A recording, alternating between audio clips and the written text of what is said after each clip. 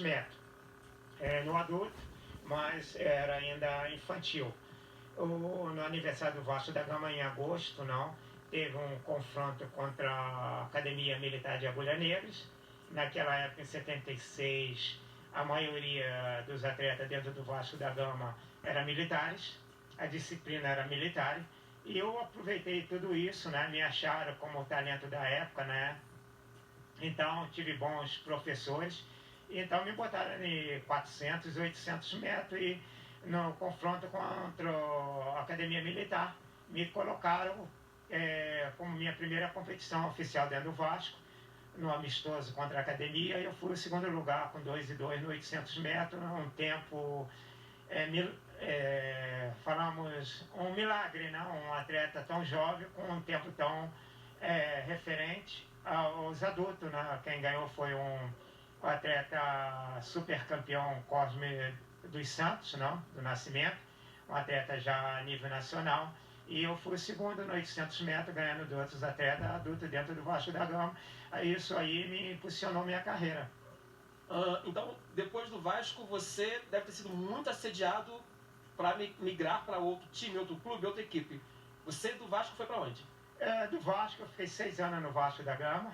Fiquei de 76 a 82.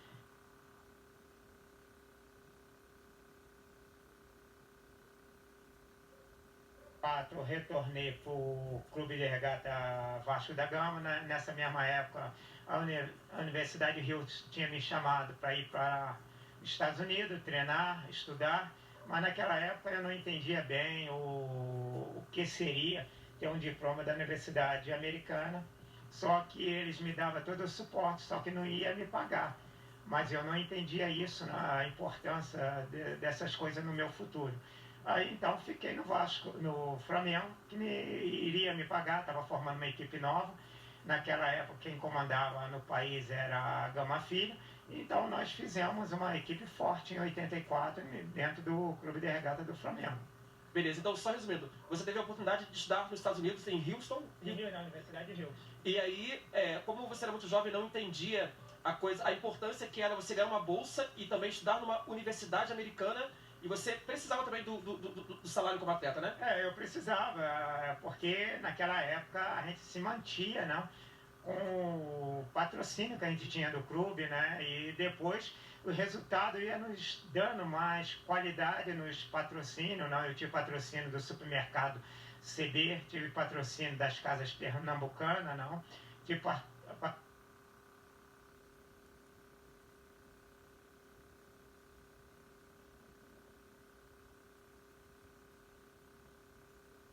realmente em 80. Agora, falar em corrida de rua, você chegou a correr em BH, não é isso? Conta pra gente como é que foi essa sua passagem nesse período lá em BH e o resultado dessa corrida. Eu fui para a maratona de Belo Horizonte em 1991 e lá tinha uma sorteio de uma passagem para Nova York. Eu corri muito bem a maratona de Belo Horizonte. Naquela época fui o terceiro, daí uma quantia em dinheiro, mas aí lá no sorteio me sortearam com a passagem Nova York. E então já abriu um novo mundo na minha carreira, não, que foi os Estados Unidos. Os Estados Unidos para mim foi a minha escola e o entendimento que ia trazer no meu futuro os Estados Unidos. Agora, tá, então você ganhou como prêmio para ir para Nova York em BH, né, lá na corrida, na competição, e indo para Nova York, você passou um período lá em Nova York, depois você foi para quais outros estados onde você pôde também viver experiências? Conta um pouquinho sobre essas experiências nesses estados americanos. Eu cheguei realmente, minha primeira viagem, cheguei no aeroporto JF Kennedy, não, no Queens. Depois eu fui para Boston, fiquei em Boston, não. A minha primeira competição que fui convidado foi para correr a corrida de Ocean State Marathon, em novembro, uma época muito fria, não tinha essa experiência. E a maratona era de Ovik a Providence.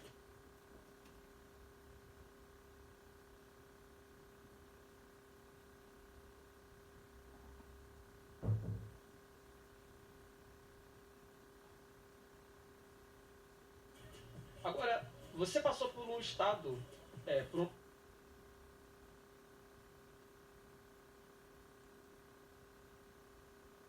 se surpreendeu. Conta pra gente o que te fez ficar surpreso e ficar mais tempo ainda nos Estados Unidos e no Colorado. O que me surpreendeu no Colorado, fui para visitar, para ficar poucos dias lá. E lá se residia lá o atleta americano Frank Shore, foi o primeiro campeão olímpico dos Estados Unidos na maratona de 1972. Eu tive o prazer de conhecê-lo, conversar com ele. Antes, eu conhecia ele pelos livros, não, que eu era muito entusiasmado em ler assunto do atletismo, não? Então fiquei conhecendo o Frank Shore, o Phil Baia, né, que era 1500, né, o Roger Bannister, né, foi o primeiro homem a correr no mundo a milha abaixo de 4 minutos, né, o inglês. E eu fiquei entusiasmado, porque logo a seguir conheci também o campeão mundial Mark Fratege, um amigo pessoal meu, né, que nós tivemos início amizade na Alemanha. Então, um atleta que foi campeão também no Mundial de Maratona em Stuttgart e mora em Boulder. Então, Boulder é uma meca do atletismo no mundo. Todas as pessoas do mundo, todos os atletas vão treinar, porque é uma cidade de altitude, uma cidade com 100 mil habitantes. Lá existe uma corrida chamada Boulder, 10 km. É uma corrida que se corre 80 mil atletas. A cidade tem 100 mil. Então, Colorado é a parte do mundo que mais campeões olímpicos, campeões mundiais se viu no mundo. Tu pode pesquisar por aí que tudo que é esporte lá tem um campeão lá dentro do Colorado. E eu